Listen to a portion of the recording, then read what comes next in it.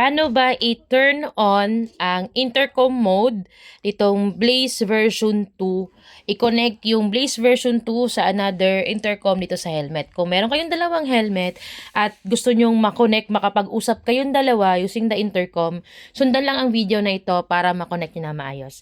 So as of now, naka-turn off siya. Yan, naka-turn off siya. So una natin gagawin syempre is pindutin or i-turn on muna natin ang power on button.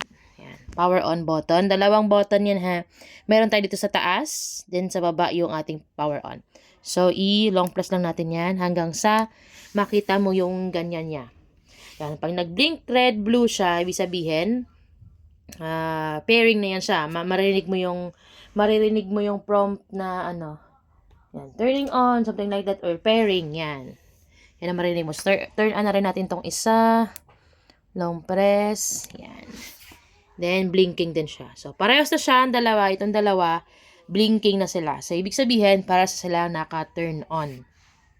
Tapos, pagkatapos niyan, ito-turn on na natin yung intercom mode niya. Paano? 'Di ba meron tayo ditong button, up and down. Ito yung power on, ito yung connecting. So ang gagawin natin dito ay ipipindutin natin, press and hold nyo lang to until you will hear the voice prompt that says intercom on. Hanggang marinig nyo yung boses na nagsasabi na intercom mode on to. So, ito yung sa taas ha. Press natin yan. Hold lang. Hanggang marinig nyo yung intercom mode on. Ang palatandaan na naka-on na yung intercom mode niya, from ganito na flash, blue, red, flashing colors, magiging green flashing color. So, naka-on na yung intercom mode niya. So, gawin din natin ito dito sa isa. So, again, dito sa baba, ito yung power on button. Ito naman yung multifunction. So, again, hold and press and hold hanggang yan, light green. So, kung mapapansin po ninyo, nawala po yung sa akin, nag-i-intermittent na lang siya na green. Yan o, minsan na lang green. Yan. Hindi po siya dapat ganyan kasi nakakonect na kasi siya. Kaya, pagka-on ko, ay nag-connect siya agad. Yan, kasi na-connect ko na siya kasi kanina.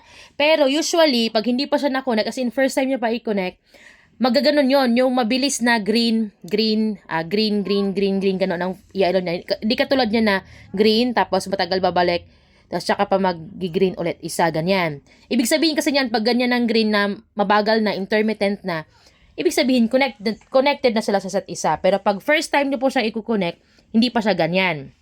Ang mangyayari dyan, mabilis pa rin siya na green. Green, ganyan. Same dito din. Flash ng green, flash, green, ganyan. Hindi katulad yan na mabagal. Naka-connect na kasi siya, kaya nag-connect siya agad. So ngayon, after nun, okay na siya, naka-turn on na yung intercom niya. So ang gagawin nyo, kahit saan dito sa dalawa, pwedeng dito, kahit saan dyan, ang gagawin mo, para maging ganito siya, makonect talaga siya, katulad nito, again, ito po yung indication na na-connect siya. Yung nagbi-blink yung green niya na mabagal. Katulad niyan. Observe niyo po.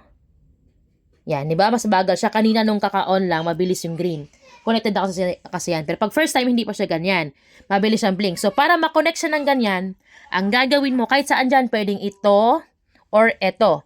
Ang gagawin mo, ipipindutin mo tong multifunction button ng dalawang beses. Dalawang beses lang. Ito yung turn on or power off button. Ito naman yung pipindutin mo siya ng dalawa, 1, 2, tapos mag-pair na siya, tapos maririnig mo siya sa voice prompt, sabihin na successful pair or pair successful, mga ganon. Tapos again, ang indication na kayo ay connected na or makakapag-usap na kayo is ganitong kabagal na green. Intermittent yung kanyang flashing ng green yan. Ganyan.